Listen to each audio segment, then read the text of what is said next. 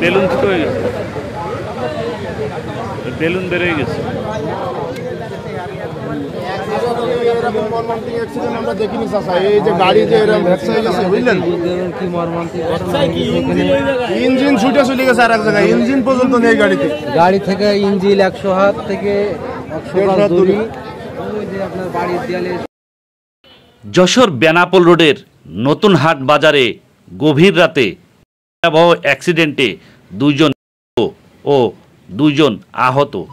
আহতদের উন্নত চিকিৎসায় ঢাকায় রেফার। হ্যাঁ, এই যে এই গাছে মারছে,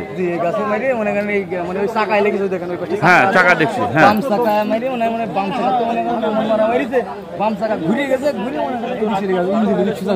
ও গাড়ি এই গাছে মেরে গাড়ি ঘুরে গেছে, কিন্তু ইঞ্জিন ড্রাইভার বাঁচানোর জন্য হয়তো ড্রাইভার হচ্ছে মানে দেখি ফেলাইছে যে লাগি যাচ্ছে মনে হয়, হ্যাঁ কোনো ঘুমিয়ে যোগ কিংবা কোনো কিছু যদি মাইরে কিনা এটা সত্যি করতে পারে, কিন্তু মাইরে যে এই পাশে বোঝা যাচ্ছে মাইরে মনে করেন যে ঘুরে চাকায় যে লেগেছে সেই মনে করেন যে ইঞ্জিন খুলে দিচ্ছে, ইঞ্জিন খুলে ওই দিক চলে গেছে, ইঞ্জিন ওই দিক খুলে গেছে আর চাকা লেগে ঘুরে আবার কিছু।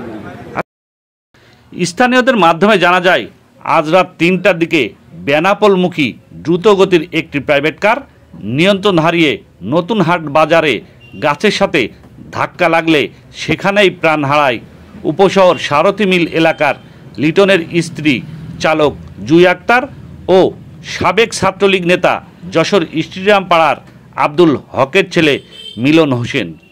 গুরুতর আহত হয় বহুল বিতর্কিত ব্যবসায়ী দেয়ারার ফরিদুল ইসলামের ছেলে মাসুদ রানা ও বাগেরহাট জেলার ফরিদের ছেলে মামুন। না না, রাত 3টের সময় অ্যাক্সিডেন্ট। আমি বলতে চাচ্ছি এই কথা, গাড়ির দাগ ওই বাড়ে, তাহলে গাড়ি পড়লে তো ওই বাড়ে পড়বে, সেই গাড়ি ঘুরে ইটে যখন আসবে তাহলে ইটের হচ্ছে ভাঙা, তাহলে এইখানে তো হ্যাঁ টাইনে উঠে হয়েছে হয়তো বা না, এটা টাইনে ফেনে উঠেনি, ও গাড়ির স্পিডে ঘুরে বেরিয়ে গেছে, কিন্তু একটা উঠলো ফায়ার সার্ভিস ও স্থানীয়রা তাদেরকে উদ্ধার করে যশোর জেনারেল হসপিটালে চিকিৎসার জন্য নিয়ে গেলে জরুরি বিভাগের চিকিৎসক জুই ও মিলনকে মৃত ঘোষণা করে।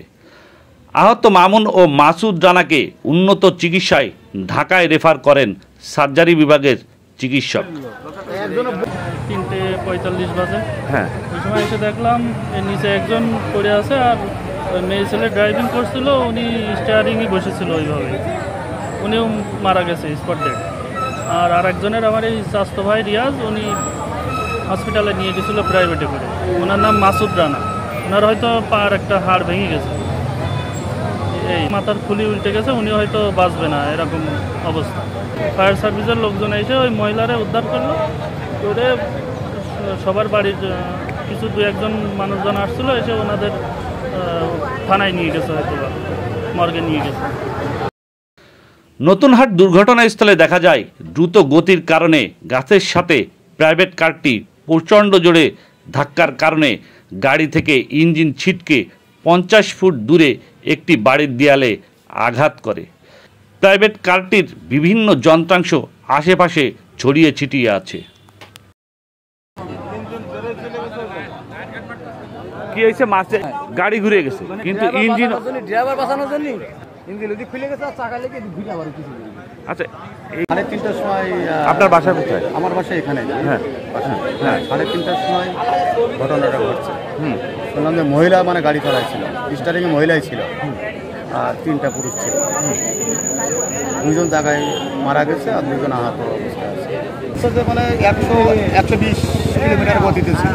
হ্যাঁ, অনেক মহিলা কি বেঁচে আছে? না, মহিলা মারা গেছে এবং পাশে যে ছিল সেও মারা গেছে, পিছনে যে 2 জন ছিল সেই 2 জনে বেঁচে আছে। এমনি কোনো পুরুষ ছেলে নেই?